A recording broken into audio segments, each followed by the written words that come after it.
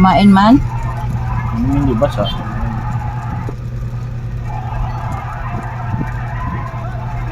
Tingnan mo nga.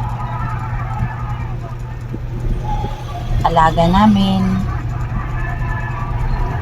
Oh, kain siya. Ang takaw niya. Kanin ang kinakain niya. Meron pa siya dun, oh.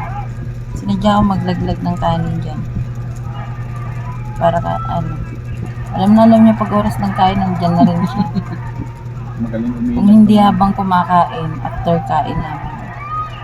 Diyan, nag-aabang lang sa paligid. Kaya busog ka?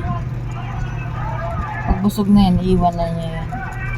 Hindi na niya inuubos yung nilagay ko. Gusto na yan aalis. Pag busog na siya. But parang na naman siya pa, nanunuyo na naman siya pa. Parang unhealthy na naman siya pa. O, tingnan mo yun sa buntot. Tingnan mo, buntot niya parang tuyot na naman.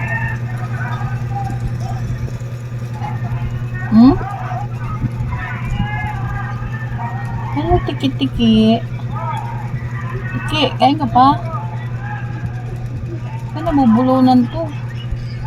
Matiga, na siya, no? O, tingnan mo yung, Walang makain.